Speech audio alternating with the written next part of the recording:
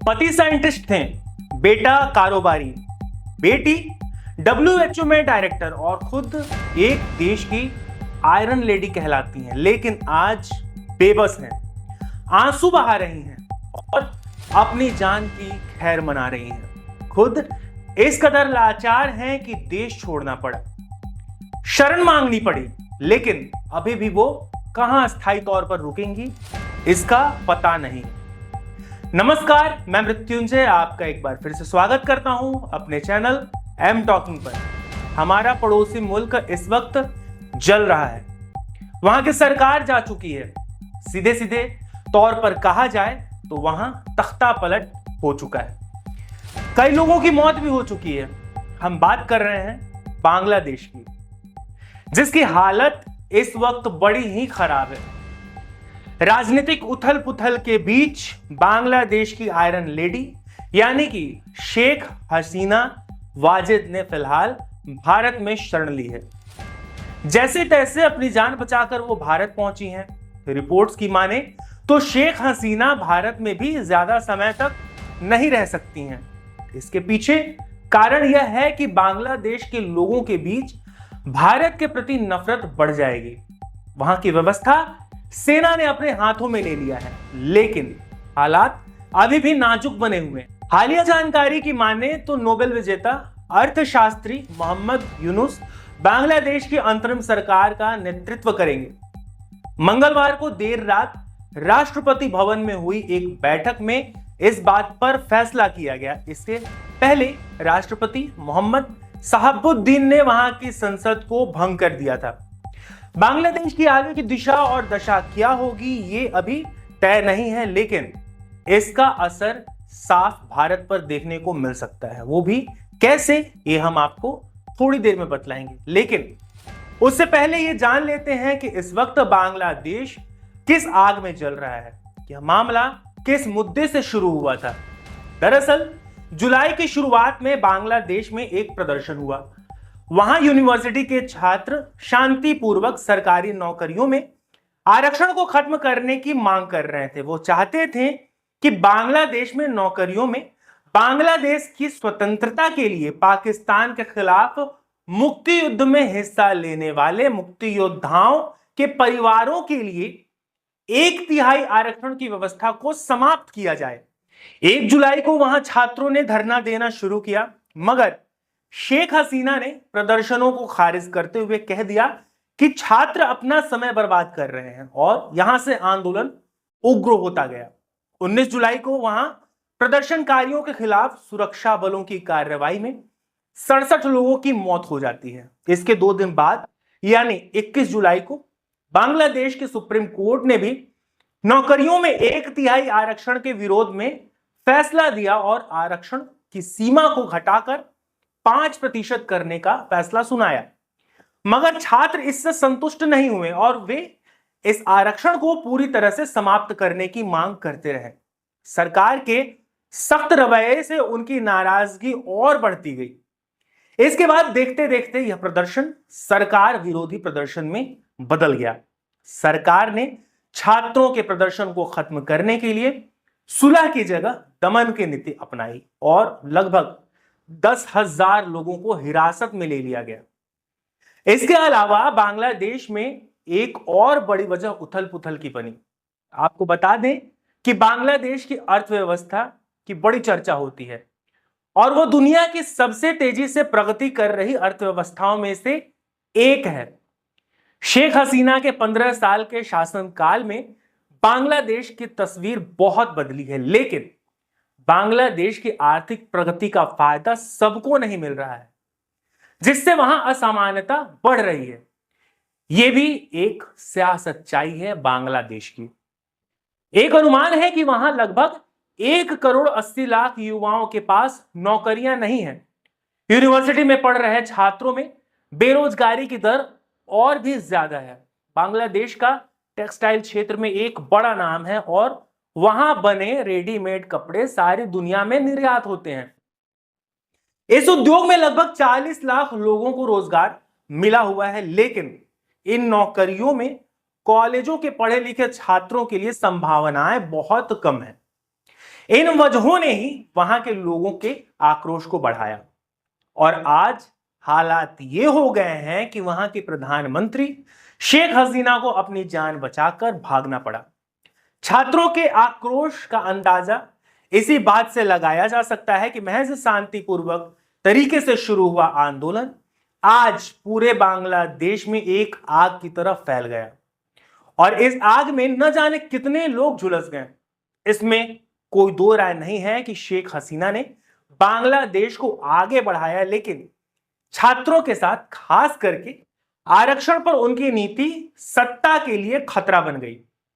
जब एक लोकतांत्रिक देश में सरकार तानाशाह हो जाए और जनता सड़कों पर आ जाए, उग्र हो जाए, तो जाहिर है कि देश जलेगा ही और हालात गंभीर तो होंगे ही। वहां के लोगों में शेख हसीना को लेकर इस कदर नफरत बढ़ी कि तख्ता ही पलट कर रख दिया और फिर सेना ने वहां के हालात को अपने हाथों में ले लिया।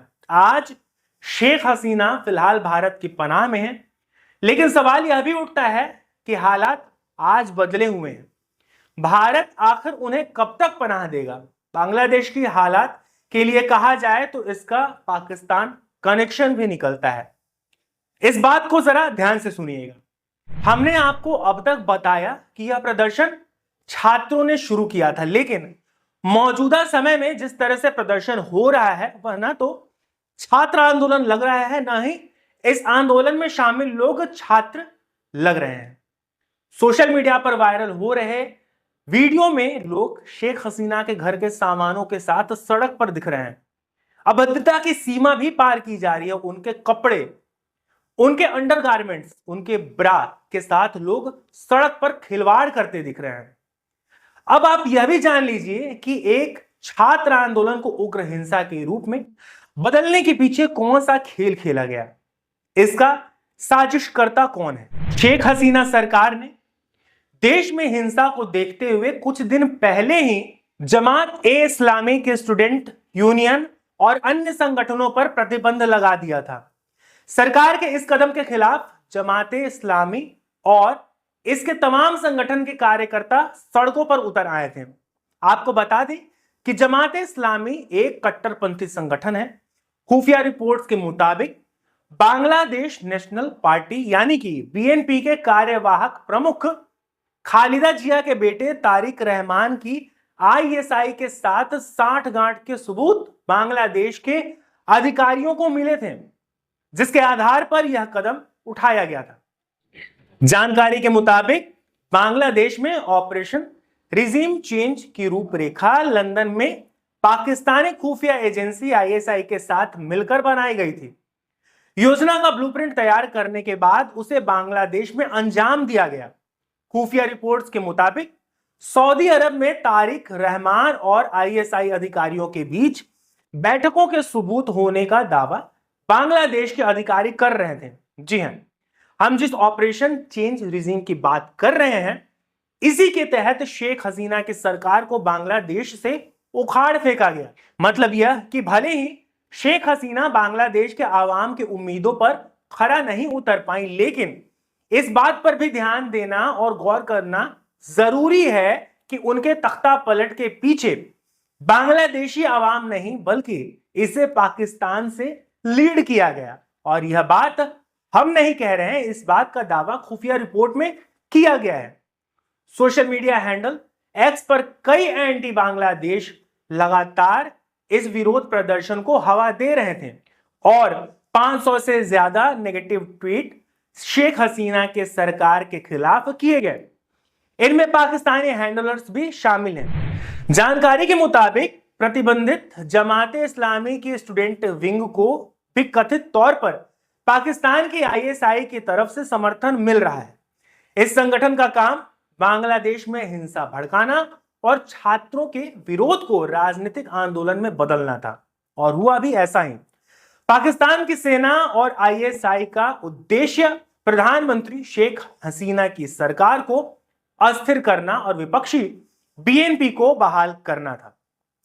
हिंसा के हालात अब भी बांग्लादेश में बने हुए हैं और शेख हसीना के देश छोड़ने के बाद भी वहां हिंसा थमा नहीं है।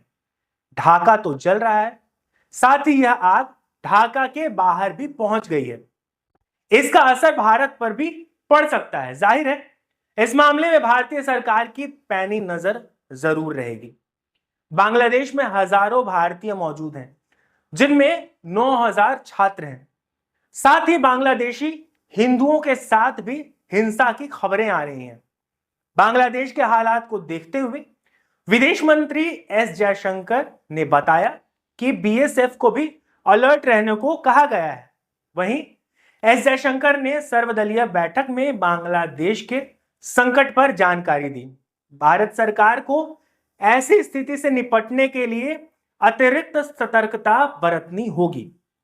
राज्य सरकारों की मदद से शुरुआती स्तर पर ही समस्या को नियंत्रित करना होगा, जिससे बांग्लादेशी शरणार्थी भारत की आबादी के लिए खतरा न बने। भारत सरकार के लिए जरूरी है कि बांग्लादेश में जिसके भी हाथ में सत्ता की बागडोर आए, उसके साथ समन्वय तरीका अपनाकर अपनी सीमाओं को सुरक्षित करे। बांग्लादेश में अभिनेता शांतो खान और उनके पिता की भीड़ ने पीट पीट कर हत्या कर दी। रिपोर्ट के मुताबिक शांतो खान और उनके पिता सलीम सोमवार दोपहर अपने घर से जाते समय फरक्काबाद बाजार में उपद्रव में शामिल हो गए थे। इसके बाद ही उनका सामना भीड़ से हुआ। उस समय उन्होंने अपने हथियारों से गोली चलाकर खुद को बचा लिया था, लेकिन बाद में हमलावरों ने सलीम खान और शांतो खान पर हमला कर दिया और उनकी हत्या कर दी। सलीम खान मुजीबुर रहमान पर बनी फिल्म के प्रोड्यूसर थे। अभिनेता शांतो खान के पिता सलीम खान फिल्म निर्माता थे। आपको बता दें कि बांग्लादेश में हिंदू अल्पसंख्यकों को निशाना बनाया जाता रहा है। वहीं इस तख्तापलट के बाद तो हिंदू कम्युनिटी को जमकर निशाना बनाया जा रहा है। साफ है वहां हिंदू सुरक्षित नहीं है। एक रिपोर्ट के अनुसार 16 जुलाई से अब तक बांग्लादेश में करीब 500 लोगों की हत्या हो चुकी है। अस्पताल से जो तस्वीरें सामने आ रही हैं उसमें दिख रहा है कि ज्यादातर लोगों को गोली लगी है। हजारों की संख्या में लोग घायल बताए जा रहे हैं। तख्तापलट और हिंसा के बाद बांग्लादेश सुर्खियों में बना हुआ है। बांग्लादेश में हिंसा और आगजनी के बीच अब उपद्रव ने अल्पसंख्यक हिंदुओं को निशाना बनाना शुरू कर दिया है। हिंदुओं के घर, दुकानों में आग लगाई जा रही है। यहां तक कि बांग्लादेश में बने हिंदू मंदिर भी अब इस हिंसा का शिकार हो रहे हैं। बांग्लादेश के मेहरपुर इस्कॉन मंदिर में भी आग लगा दी गई। हालांकि यह पहला मौका नहीं है जब हिंदू मंदिरों को निशाना बनाया गया हो। इससे पहले भी 2021, 2022 और अब 2024 में पिछले 4 सालों के दौरान बांग्लादेश के इस्कॉन मंदिर पर 3 हमले हो चुके हैं। बांग्लादेश में हिंदुओं का उत्पीड़न सालों से होता आ रहा है। यहां की आबादी में हिंदुओं की हिस्सेदारी 1951 में 22% से घटकर 2022 में 8% से भी कम हो गई है। यह तब है जब मुसलमानों की आबादी 1951 में 76% से बढ़कर 91% से अधिक हो गई है। यानी साफ है कि शेख हसीना के कार्यकाल में भी हिंदू सुरक्षित नहीं रहे। आगे क्या होगा ये तो कहना मुश्किल है, लेकिन फिलहाल ये बात साफ हो गई है कि बांग्लादेश में सरकार की मनमानी ने विरोध की चिंगारी को हवा दी और इसका फायदा पाकिस्तान जैसे मुल्क ने जरूर उठाया और शेख हसीना की मनमानी इस बार नहीं चली और उन्हें देश छोड़कर भागने के लिए मजबूर होना पड़ा। तो दोस्तों इस वीडियो में इतना ही। जल्द मिलते हैं अगले वीडियो में किसी नए मुद्दे के साथ। जाते जाते आप सबको मेरा यानी मृत्युंजय का नमस्कार। खुश रहें, स्वस्थ रहें।